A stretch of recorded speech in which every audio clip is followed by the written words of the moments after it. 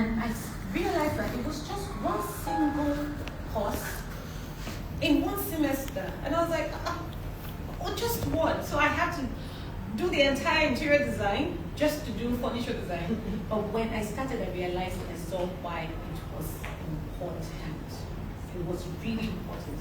And then at some point I said to myself, okay, I'm just going to put furniture design aside.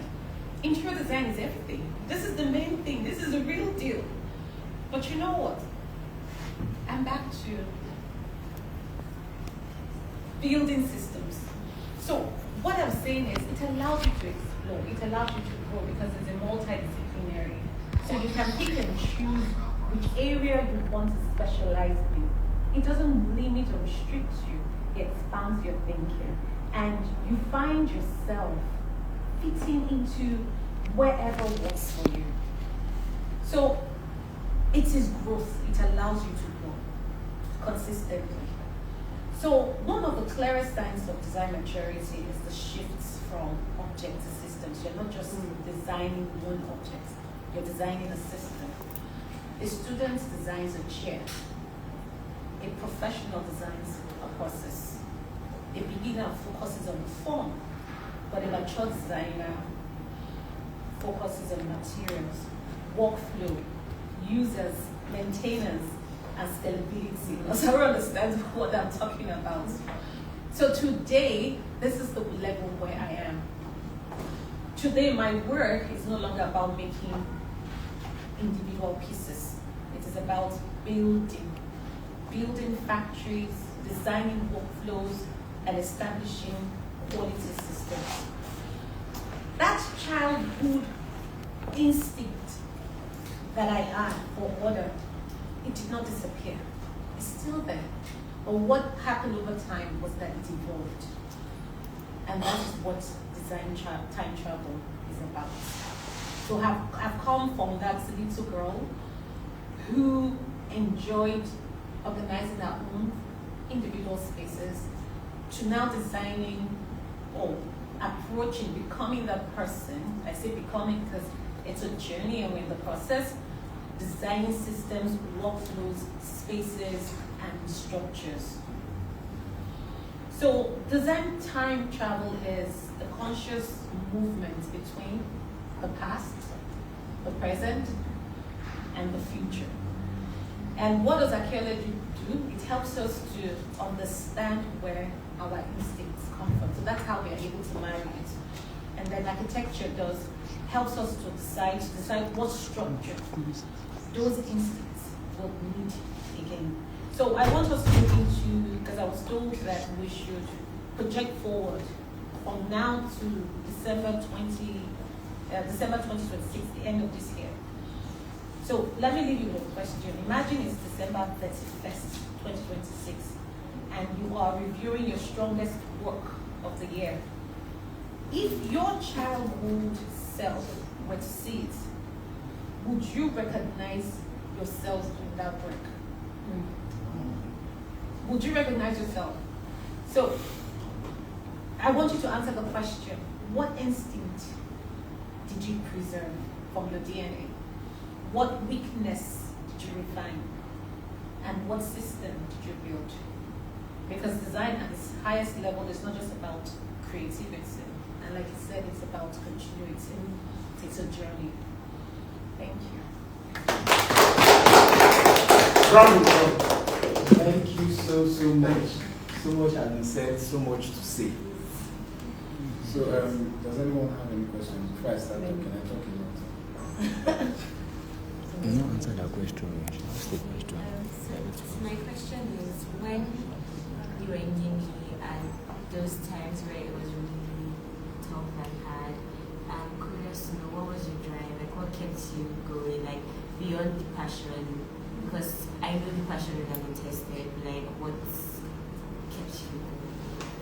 It was the undying desire to be better. My daughter always says something. She says, Mommy, if I'm going to commend you, you constantly improve yourself. I am committed to self-improvement. I like to be the better version of myself. What I used to do is I would write name, the acronyms of my name, and each word I would assign character to it and say P for this, A for that. I did that and I wanted to become those characters. And so that's what I did. That kept me going. I wasn't happy with where I was, and I knew that this cannot be it for me. And so that desire to want to be better and putting action to it was what kept me going. Lovely. I think you said something about creativity being absorbed at a young age. Could you elaborate more on that? Because I had a conversation like this earlier today, and I said creativity. I've only known creativity to be like an innate instance. So could you just explain some of that? Okay, so your environment influences you a big deal. When you leave, the people that you work with, the things that you're exposed to at an early age, you are not deciding for yourself at that point in time to do those things. You were thrown into that situation and you learned to adapt. So you absorb those things that you learned, that you were taught, that you were given. So if you were in an environment where you were given resources that help you thrive, you will start becoming that person. My daughter, I was talking on what's her name, Zara. I said, you have a very good handwriting. You must have gone to a good school. And she mentioned the same school that my daughter went to because they actually teach them how to write in a certain way. So they absorbed it. They did not decide on their own, like some others. I want to have a good writing, so I'm going to learn how to. They were taught, they were guided, they were led. So there's some things that you don't make the decision to be part of, shapes you. So that's the very start. You need to have that passion there. You have to have, it has to be something that brings you joy, that makes you happy. It's very important. Then also you have to learn. So there are different ways. Some people learn informally, some people learn formally. But that knowledge is very important. So if you want to make a switch from what you're currently doing, and if it's not giving you the fulfillment that you need, and you think you'll find some design, it's possible. So learn. You need to learn, but you have to be sure that it's something that you really want to do that makes you happy. And then you find formal ways of learning or other informal ways of learning. Thank you.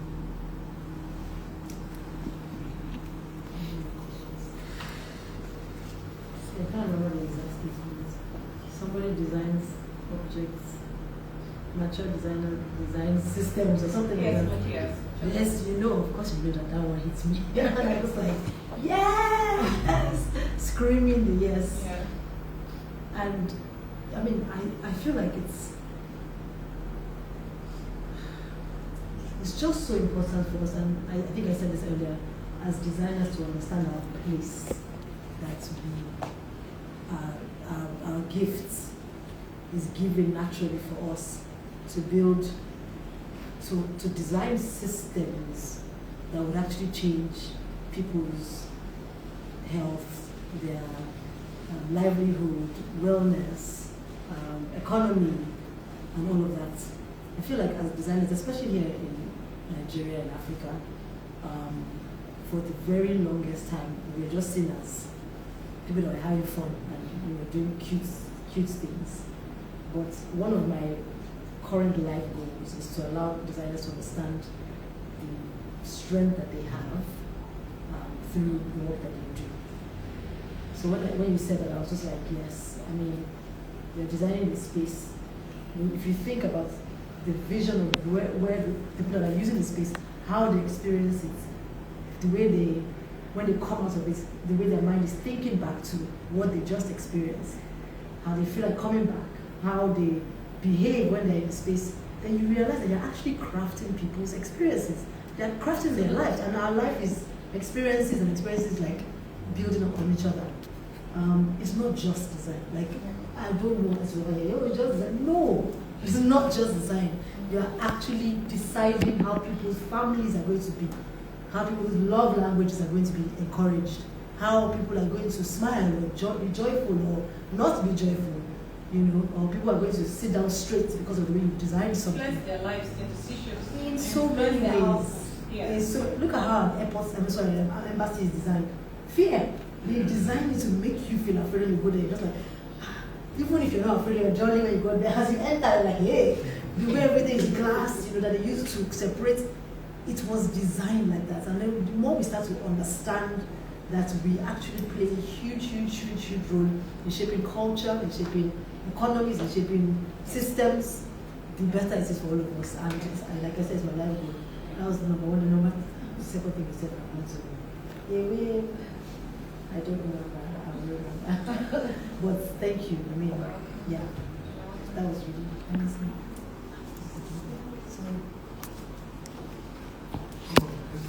So I have it's like open to everybody too. But like I do a lot of design for like my own work, and I'm wanting to know how people feel about like the rise of AI and how like that is, or specifically AI art, because I can imagine it would make everybody's life that much easier. But like the way it's being used and how it's like pushing more traditional artists and actual people and the human part of design and art out of it. I'm wondering like, what do you think design will look like in the next 10 years, and how do you think we can make ourselves as like to like reduce the option of us becoming obsolete as quickly as possible? Like, how do you think someone could do that? You know, this is interesting that you ask this question, because I'm also trying to find out one of the jobs that I've asked specifically. And interior architecture is not one of those, or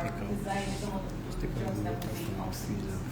And I think that, yes, now, way back in the day, this will be on pen and paper, right? I'll make my, yeah. But now I'm using this. So I think we also have to adapt. Designers are always going to exist. We will always be here. But then we have to adapt what systems, how are we designing, what tools are we using to design. So that's where the relevance will be. So if AI is the truth of the future, then we need to also try and adapt and accommodate that. Designers, we are the brain. You know, even if you use AI a lot and you interact with AI, AI doesn't give you everything that you need. You have to still tweak, put this, tell AI to do this, do it like that, do it like that, do it like that. It doesn't do it completely the way you want it to be. At the end of the day, God did not create us to be completely replaced by AI. There's something in you that God has put inside you that will always come to the fore. But do we need to learn how to use technology? Absolutely. But I don't think that it's going to essentially eliminate us. And then I've asked this question before, and interior design is not one of the jobs, or design is not one of the jobs that will be eliminated by AI.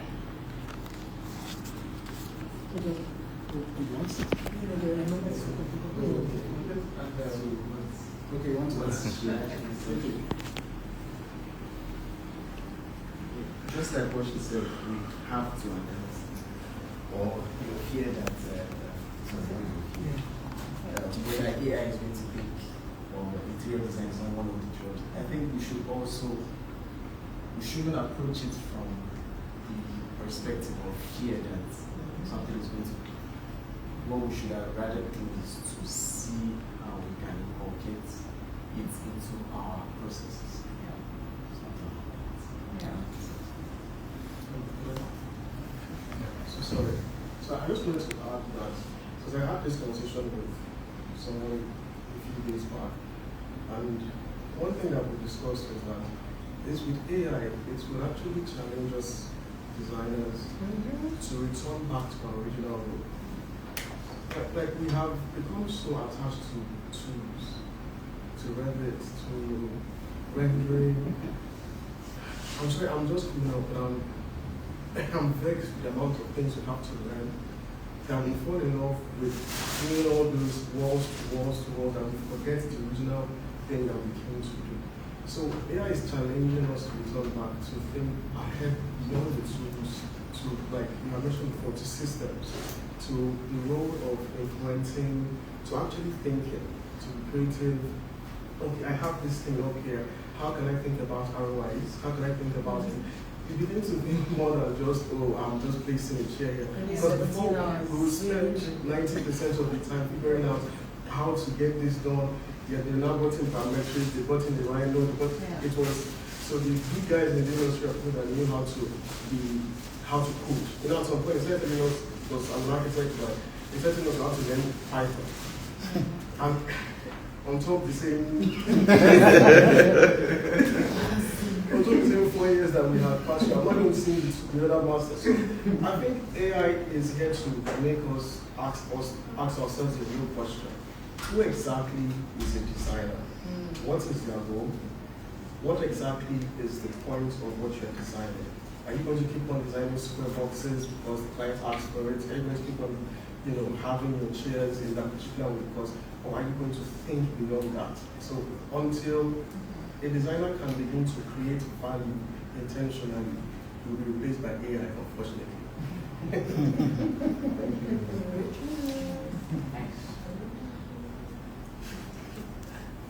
Oh, yeah, no, I just remembered the question you asked at the end.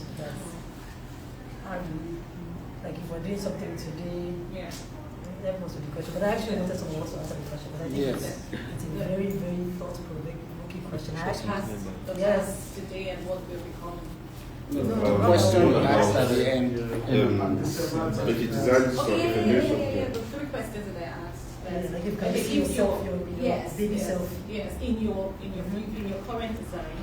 Yes, if you see your early self in your current design, and if you've seen growth, what has changed? If you still have those early DNAs and early intuitions that you started out with, if you still see them in your current design, in what way do you see them? So I also, but I want as many people as want to answer the question. It's so interesting because when I started school, I started as an economist. You all know me, the ones that know economy. Like, no. Even if somehow I still have that good design. And I remember that people kept on saying, you should be a fashion designer, you should be a fashion designer. Like, it was just graduating from secondary school and everybody just kept on saying, you definitely fashion design. And I didn't understand what this. So I was like, really? Because I didn't think about career in school. I only thought it because my dad was an economist. So I liked him. So I said, oh, that's what I was going to say. And then when everybody started saying it, I was actually shocked. And after a while, my siblings kind of just gathered me and said, yo, this thing that you're doing doesn't work for you, so you have to go back to design. And I was like, okay, let me go and try. And I went to school and started doing. And sometimes, when I think about, like my friends say, because I was secondary school, even your biro, your pens, the pens and the notebooks I used to bring were always very, very like different from what everybody else would do. I care about door handles, little things like when we talk about people that care about details, those tiny things, and that's definitely me. So I remember there was a day that I was just looking and I was thinking, I saw some, even the light fixtures that we used, the light that we used next door at Eleros, they were because they were in my house growing up. Yeah, like I remember them, and that's why maybe I saw it. I was like, oh, this light fixture, I just really was drawn to it. And more I'm seeing that there's something in my belly that is a memory that is forcing me to rethink some decisions that I'm making. Making decisions because of my past. Like, and it's actually, when you ask that, I'm just like, I've noticed it a lot more recently. And so basically, you preserved your instincts, yes, your DNA. Yes, inside. Yeah. But then I think there's something that also happens. I also was rebellious for some time to my original design sensibility because sometimes, especially when I started working in Nigeria, people say, no, it's too much, all these colors, it's too much. Nigerian designers Nigerians prefer things that are a bit more gentle, neutral colors, and then because of that, I would just hearing those things over and over again, I would just cower in because I'm like, well, I'm not the client, at the end of the day, we still have clients. So I think I now started to say, I'm just going to do what I want to do, like who I am. And you know when you say that, you get to a point where you're just like, I'm not designing yes, exactly. I'm intentional about what I'm doing and I'm doing what comes from the pit of the knowledge. So yeah, I think it's when you sit And down then and what think about weaknesses did you refine? what Weaknesses did you refine? Because at some point you realized that DNA, intuitional DNA that you had wasn't enough. Yeah. So then, of course, to reveal okay, so some you weaknesses. So, find, yeah, so what weaknesses at that point did you see that, okay, I have to work on this to be better? The question is open to everybody. Yeah, totally.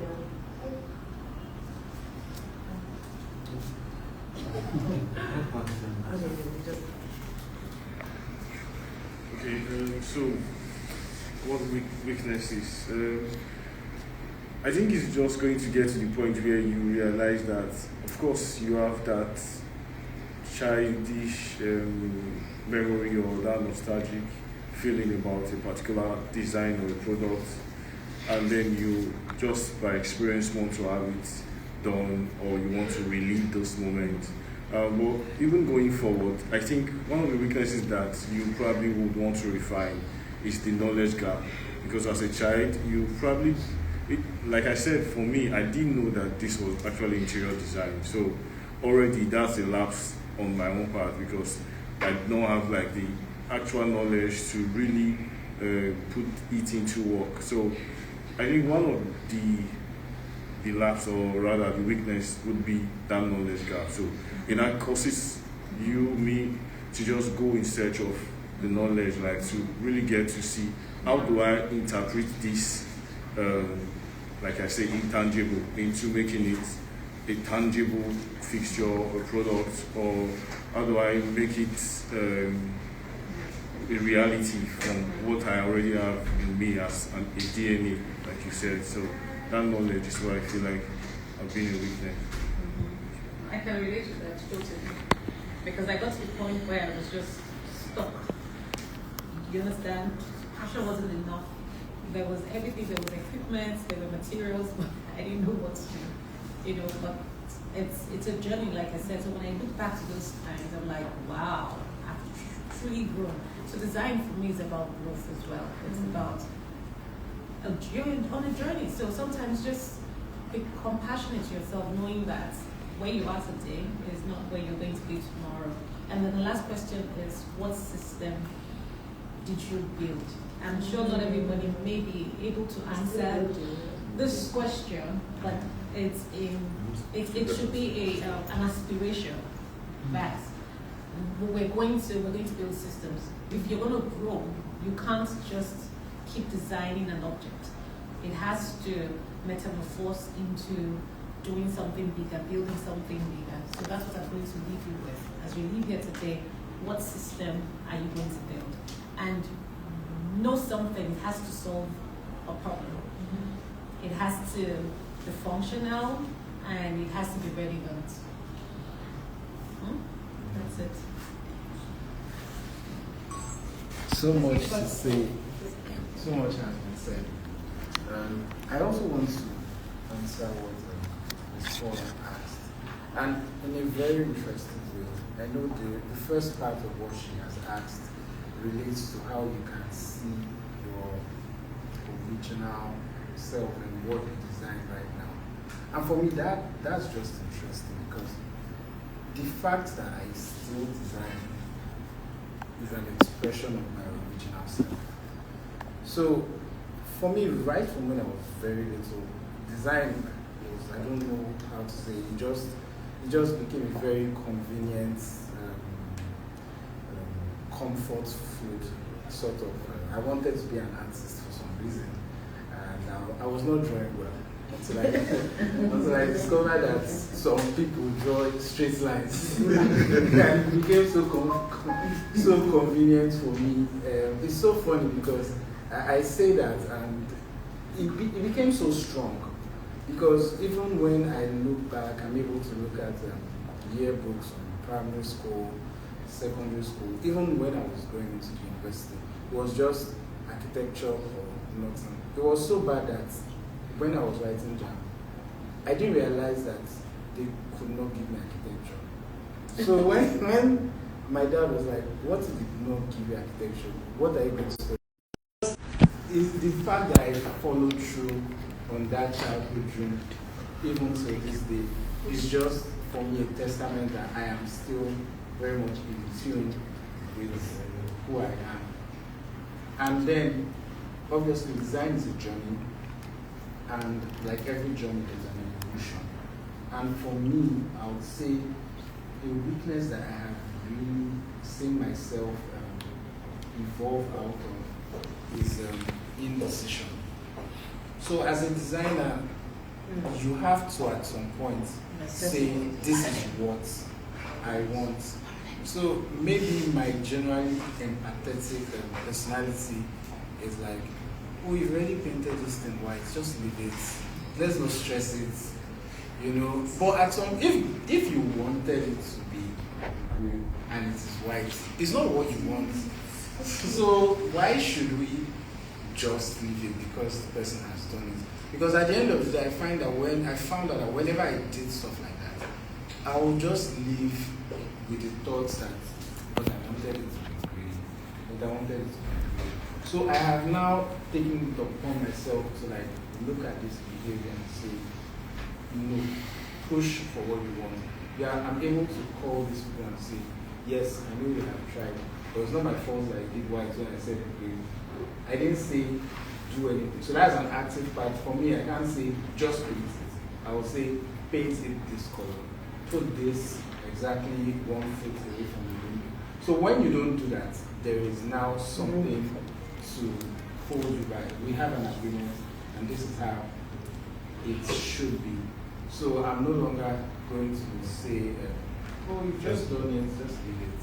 I'm now able to say, this is not what I said you should do. Please do this. If you do what you want and I let it go, and I'm not happy, or the client is not happy, there is that feeling of, I should have just done what I had in mind. But when you do what you want and the client says you don't like it, you're able to say, this is what I want, it can work. You know, sometimes it also happens with clients where you do something like in your mind you feel like it's so good, and then the client just says they don't get it, they're like, oh, we can change it. But at some point, I believe that it may have happened at some point in our lives where they're like, the client or someone's like, this thing is not nice, or this thing is not good, and you're like, no, work on yourself. This thing is good. I mean, someone called me once and told me, say, Ferdinand, I don't like what you have done. I said, this is not my problem, it's your problem. I don't know why you don't like it, but you can't just let me into thinking that this is not good. So you have to work on yourself. And truly, the person said, I slept over it, and I think I knew it was good before you. So that's something I've now had to become more confident in myself and my design and decisions. And then talking about systems, I imagine is now for me creating systems that allow me to put my foot on the ground and say, this is what I want, and this is what I want.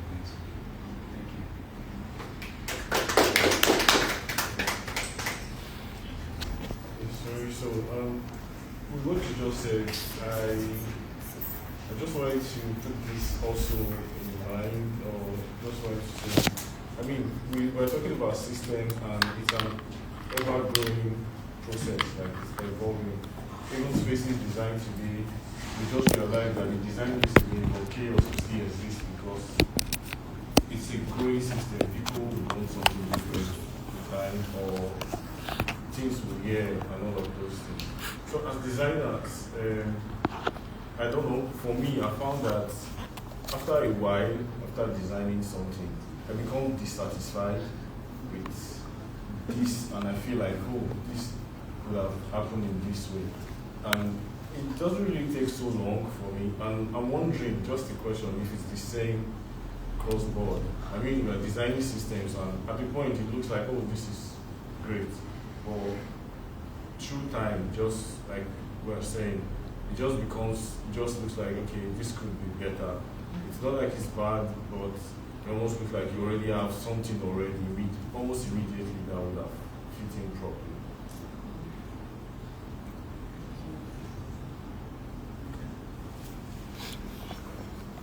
Yeah, I think the answer is like is super when you have, I say it's like a mindset disruption. With every next phase that you get to, you're just like, no, there's something more that it could be. I love watching people's journeys. Like that's why I was very excited about this topic. I'm obsessed with watching, this is what this person was, and I'm committed to actually seeing people's journeys just evolve. I don't think there's anything wrong with that. I mean, there's a difference between being indecisive, like Ferdinand said, or being not being okay with just settling. You can say, this is what this is, but no, I'm going to keep pushing until something is different. For sure, I would say even my journey, I've definitely evolved in many ways. Same design always, but today I'm doing this, tomorrow I'm doing that, next tomorrow I'm doing and I don't feel anyhow about it. I love it, absolutely love it, and I think it's the way to go in, for sure. This right. Let me just say something. And that's why I said you have to be very compassionate with yourself. You have to be kind to yourself because there'll be those moments where you will doubt yourself. You may have committed something and honestly at that point in time you thought it was the best thing. But then you wake up the next day, you wake up the day after that and you realize, let me change this. It's allowed to happen. It's a journey, it's growth. For me, I have noticed in the last 1 or 2 years, my growth has been sporadic, and so that's why I tell people I can't make commitments now because in 2 months now I'm in a different place. Yeah. So what I'm saying to you right now, or the commitments I make might change. Something might happen in my life that make me want to change my commitments 2 months later. You understand what I mean? So be compassionate to yourself, be kind to yourself, and because you're human, it's allowed to happen, and because you're growing, you should even be happy because it means that you've grown. You're better off. You see things differently. So you need to look at what am I doing that's making me grow, and keep doing it because that growth is good.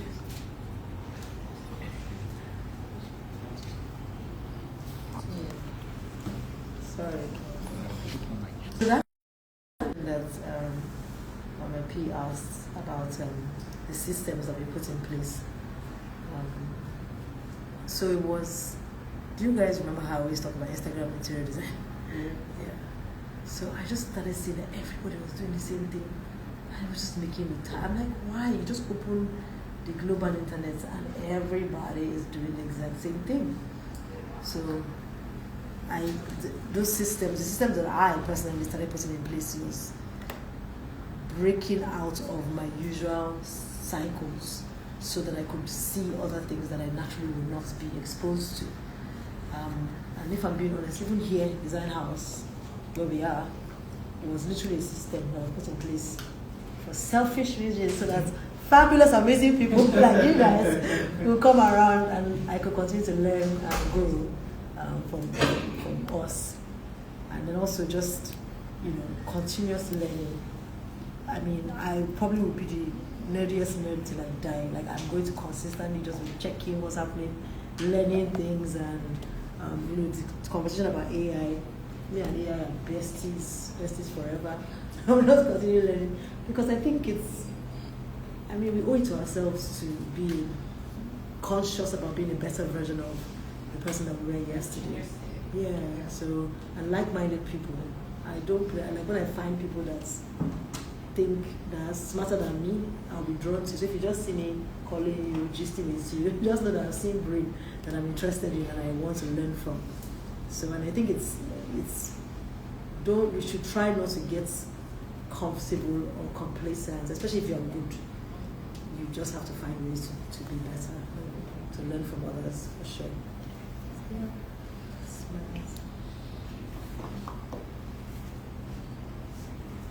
Deborah.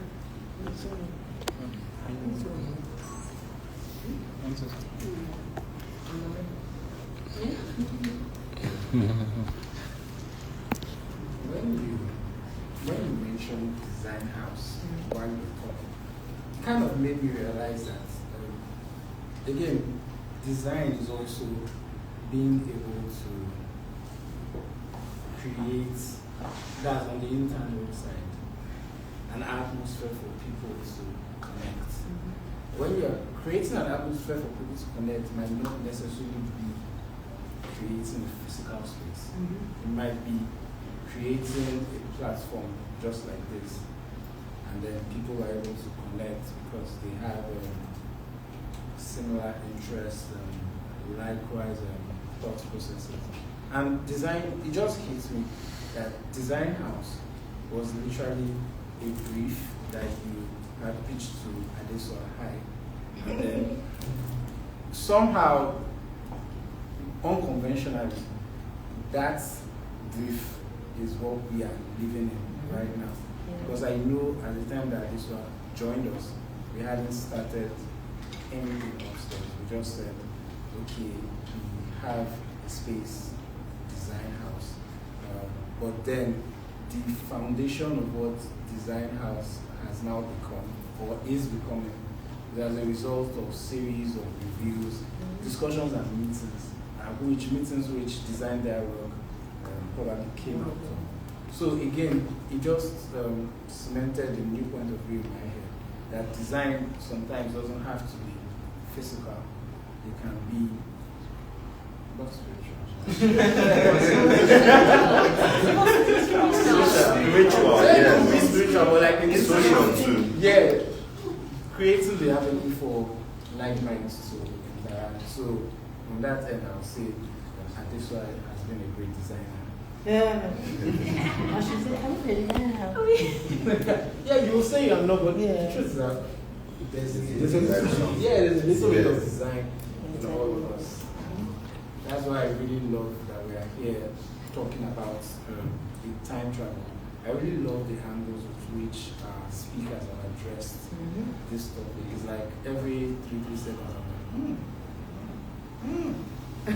it's like they're just saying stuff that we can resonate with. I mean, he said 4 years ago, I mean, I was 4.5. You understand what I mean? I'm just able to connect the epiphany moments. It's almost like there's one plot that all of us are just kind of going by. Maybe there are different times. Maybe the bad guy died in the middle of your own movie.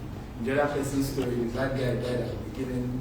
Different, but then on the same journey of life as designers. I mean, we have Mr. Charles, who is a design enthusiast. So he's not even a designer yet. He's not a designer yet. Publicly. Exactly. But then he has already asked a question about how to transition.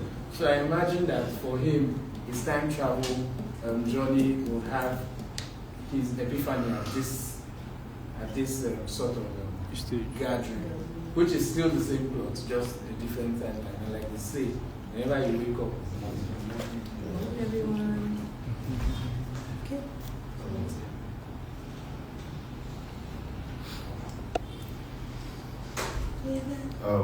What I'll just like to add to what Ferdinand has said is,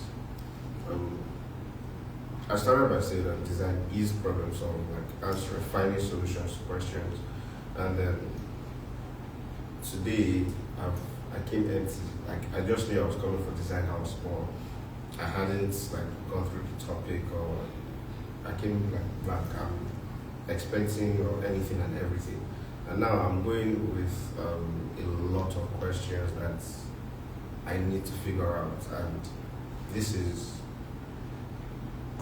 designing systems, because now I have to figure out, oh, okay, yeah, there was a design journey in me as a kid, and one way or the other, I know I have carried something from that. But right now, if you ask me, I'll tell you I have no idea. I don't know what it is yet.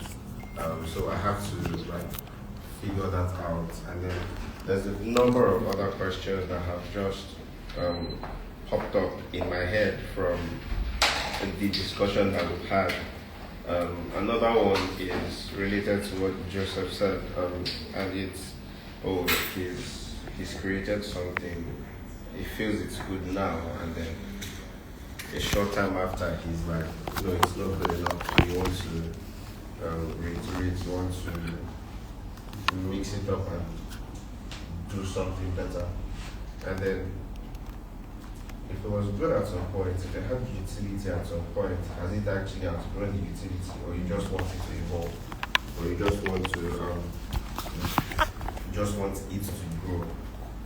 Is the need for growth out of a lack of utility now, or are you seeking an improvement upon what you've done? So there's that question that I need to. It resonated. I resonated so much with it, and I'm trying to figure out that process with myself now, and it leads me to what she said, or Ru said. It means that he's not complacent. He's always looking to push further, and I'm asking myself, do you always need to push? Like at some point, is like letting it be, letting it just sit within itself, not exactly a good thing. So is it really complacency if you just let it be, or do you need to find a way for it to constantly improve? And now these are questions that have risen up, and then I know myself, I'll just keep ruminating till I can answer it in some way or form. And that in itself is design to me, because there's a problem that I now have to solve. And then in solving it, I know that it would affect either my life experience or how I start designing experiences for others. So, yeah. Amazing. Hi. It's still kind of a response to what you said. I think part of it is the tasting. Like, our tastes are always evolving, and we're always trying to catch up to our taste. I do appreciate design, and I think my approach towards is kind of from a design standpoint. But yeah, I think we're just always in search of. Like, we're always chasing our taste, and like our taste are always going to keep evolving, and the reality is we never catch up to it, which is a good thing, I think. And yeah, it happens, you do something and then you look back at it and you feel like it could have been better, it could have been different, and it just means that you're growing.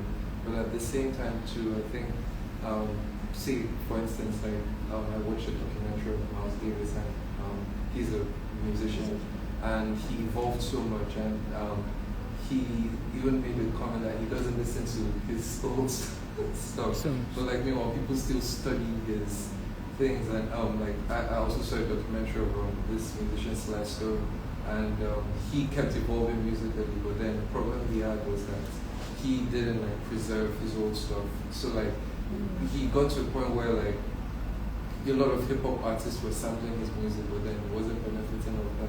There's a bit of track, but like just that even when we are growing, but then we should like not be quick to discard them, because it could still like maybe it could still maybe inspire somebody else in the future. Very interesting point. It's a very interesting point of view, because I mean, even back when we were in school, when they tell us to design, and then you look at 100 level, you look at 500 level, I just designed anything that came to my mind. and I went proudly and said, this was mine. I remember one time I think I got a C design, and then 2 years later I'm like, they tried as they gave me that. Because I don't know why I thought I was going to get. I don't know why I thought I was going to get. But even at that, design is something that you can always learn from. So since design, you learn from experiences. If you don't know that you got it right, you at least know that you got something wrong. And then you learn from that. So it's a win. It's either you get it right, or there's something you could have done better. So if we move forward with that point of view, I mean, I was speaking to Zara yesterday morning. We looked at the presentation you had sent, and then I called her in the morning and said, there are some lessons to pick from this presentation. I feel like we should study this, and then by the next time we have to present, we should just try to learn from this experience. And I had a presentation today that I actually thought to myself, if I'm now in a position to present again, what would I do differently from the presentations that I have done before? And I mean, if you have seen my presentations, you will know that what I did today was a little bit different from that. And that's what design is about. You learn from your previous experiences and then you put them in your future endeavors. So nothing is wasted. Everything just works. Okay. At least with what everybody has said regarding this question, I think we can all go home with the, if I were to say, it is human to always want to improve on what you've done. And I think that's the approach you should, in how you should look at it from. It's because we don't like it after like a few minutes after designing, doesn't mean it didn't work before. It's just human nature to always want to improve. Yeah.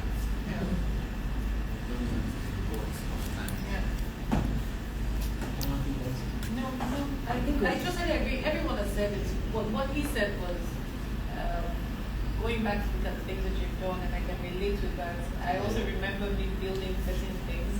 I didn't sleep overnight, we built. I actually have them displayed in my study.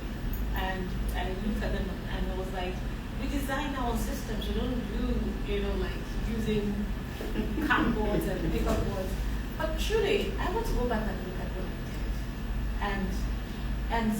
And someone else can see it and it's something for that person. Someone else can look at what I did and say, this is good enough for me. This is what I want. I don't want more. And what's his name, Joshua? Don't beat yourself. What you did before was good. There was nothing wrong with what you did before. It's just that you've gotten better. And like I said, you need to pinpoint or find out what is that thing, that experience that you're engaging with that is helping you evolve. Because evolution is not on its own. There's something that you're connecting with, there's something that you're doing, there's something that you do every day that you're engaging with that is helping you evolve. You need to identify it and continue to do it. Because if you stop doing it, it will stop. So you need to know what it is. It is a good thing. For me, I found that I was evolving very fast. And I started asking myself, what is responsible? And I started becoming intentional about going through my day. What is that thing that I do every day that is responsible for not just the growth, but the speed of the growth? So you have to find it. It's important.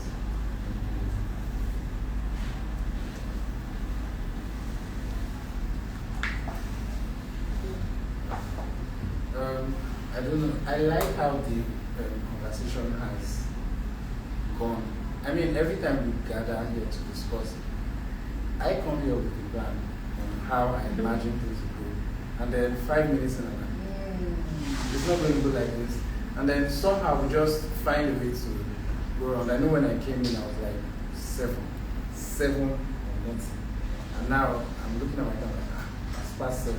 But it doesn't feel like it because, I mean, we have said a lot of stuff that really makes sense. And it just makes a lot of sense that we are here in Design House at Design Dialogue, because this is what we actually envisaged it to be, where we discuss about issues, we discuss our own obstacles and find solutions real time, because whatever you imagine that you're going through, all of us are going through. Like somehow we are dealing with it maybe in different brand, but we're dealing with the same kind of struggles. And I think you had mentioned that you do some work with land and then had issues with artisans. I'm sure that all of us can relate to issues with artisans here. But again, even in this space, I know that you can find people that can probably plug you to better artisans that can help you really get the work out. So I would say it's not just about us coming here every month to just talk. We should connect, we should interact. A lot of great stuff has already come out of here, and a lot more will come out of here. So this is not just a monthly ritual, it's actually a family that we became when we said our names at the beginning today. If you didn't see your name today, you know what I'm sure we'll not be saying our name. But I mean, imagine that you come next month and then you say your name, you tell us what design means to you. We have Instagram, we have a community on WhatsApp, and we also have YouTube. Please follow us, subscribe. You know those things that content creators say. Exactly. So please do all of those stuff. Because I imagine we want to connect to more people, more like minds. And I'm sorry if you have any other things to say before we close now.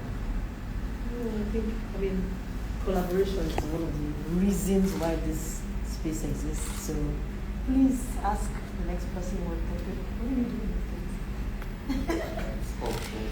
Sculptures. Okay, interesting. So please ask, and you never know who you can. The person you're looking for is literally sitting right next to you. So that's it. All right.